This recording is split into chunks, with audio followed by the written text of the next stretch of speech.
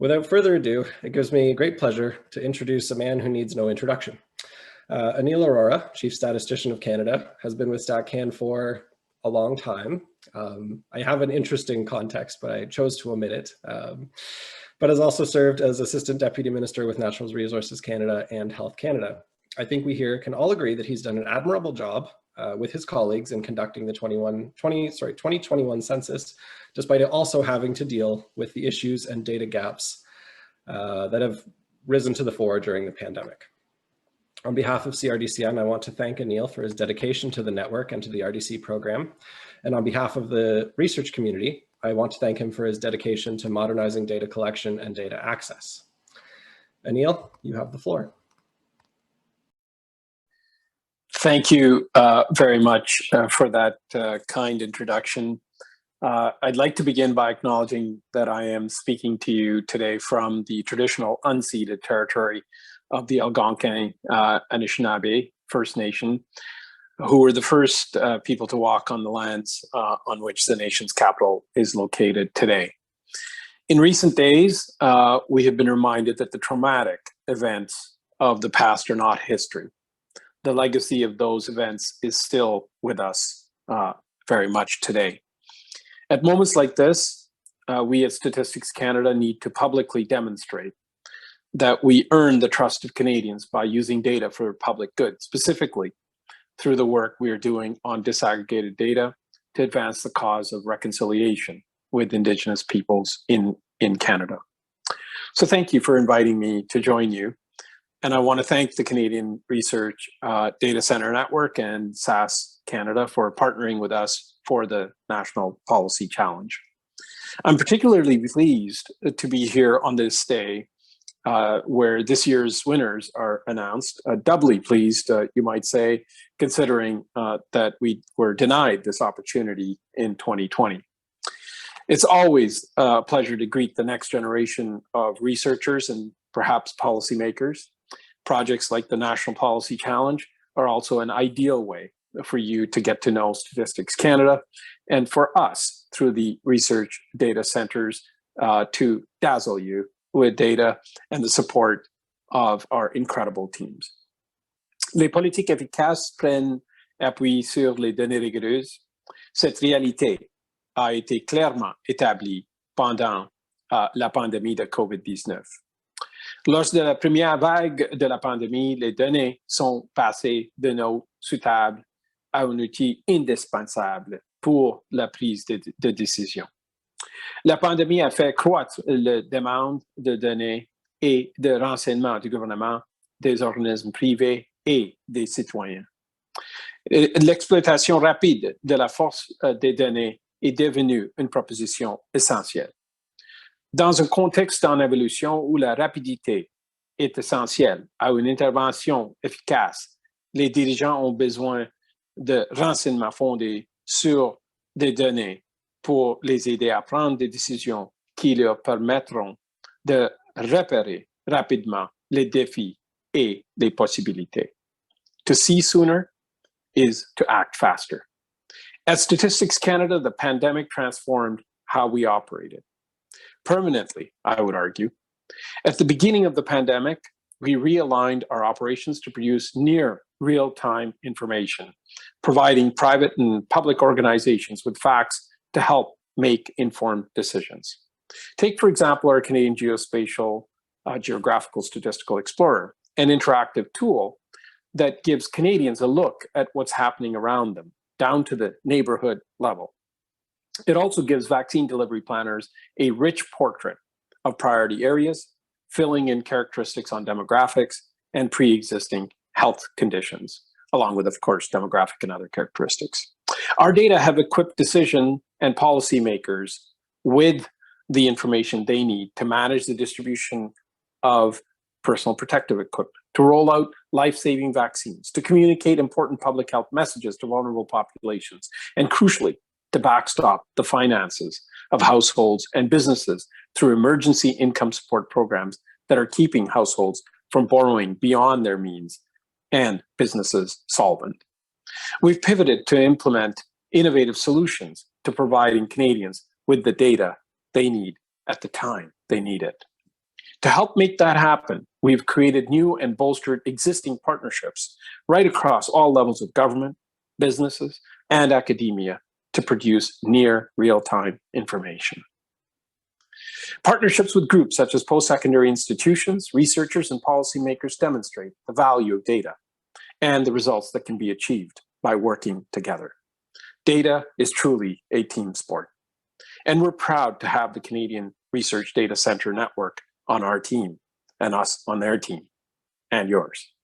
The first research data centers opened their doors just over 20 years ago. I was part of the team responsible for pioneering that development during my time as an assistant director in the dissemination division at Statistics Canada. My own history includes a period at Statistics Canada in that division back in the mid-90s. And that group was responsible for pioneering the development of the first research data centers in Canada. We now have 35 research data centers right across this country, providing access to linked data that would have been out of scope only just a few short years ago. The 2020-21 RDCs have welcomed 2,150 researchers accessing over 837 data files. Such initiatives have contributed to Statistics Canada being increasingly recognized as a key player in Canada's data ecosystem, as a leader and as an innovator. The pandemic accelerated efforts already underway at the agency to provide remote access solutions to researchers, including initiatives like real-time remote access and the public use microdata file collection. We've accelerated the development and implementation of the digital infrastructure, types of microdata available to researchers, and the development of protocols and technologies to ensure that researchers who access our data comply strictly with the same privacy and confidentiality standards required of our own employees. We adapted methods of data collection by, for example, embracing crowdsourcing, web panels, and web scraping approaches that maintain the highest standards for privacy and data integrity. Our goal is to future-proof Statistics Canada by remaining flexible enough to leverage new processes, new technologies, and to leverage on the contributions of new generations of employees. Our statistics belong to all Canadians. We produce data to help Canadians make informed choices in their day-to-day lives. However, if they don't know how to use them properly, then they're of little use to them. And this is why building statistical capacity for Canadians is so vitally important. For example, as part of our new Centre for Gender Diversity and Inclusion Statistics, we published a conceptual and methodological overview of the gender pay gap to help experts working in this area understand how to use the different measures that are now available. We also released 19 new data tables as part of our gender results framework and published gender-related analysis to help users track issues of gender equality across different facets of our society. The agency has also been a key player in developing the Government of Canada's Gender-Based Analysis Plus initiative to explore the changing realities and inequalities of diverse groups of people. GBA Plus is an analytical process designed to help ask better questions, challenge assumptions, and identify potential impacts, taking into account the needs of a diverse Canada. In other educational initiatives, we launched the Canadian Data Science Network, a dynamic space for data enthusiasts across Canada to discuss data science and to share new tools and methods. While this new network is geared towards helping other government departments build statistical capacity, it's open to anyone with an interest in statistics. Looking at next steps, we've seen encouraging results from virtual data lab pilot projects. The virtual data lab is a secure 24/7 remote access solution that will provide qualified researchers with convenient and timely access to anonymized microdata. Based on their accreditation level, researchers will be able to securely connect to the VDL, the Virtual Data Lab, to conduct research projects either remotely or in a designated Statistics Canada certified facility. The VDL will vastly improve access to statistical information for approved researchers in a secured cloud environment. The Virtual Research Data Center, the VRDC project, led by CRDCN, will further modernize the infrastructure of the existing research data centers by consolidating computing resources and storage in 2 centralized hubs located at Compute Canada facilities at the University of Waterloo and Simon Fraser University, and by providing users with access to the system, both within the secure RDCs as well as from other authorized workspaces. This is truly an exciting time to be a researcher in Canada, to be driven to find solutions through microdata, with an increased concentration on disaggregated data and a significant vote of confidence from the Government of Canada in the form of financial support through Budget 2021 for our disaggregated data action plan.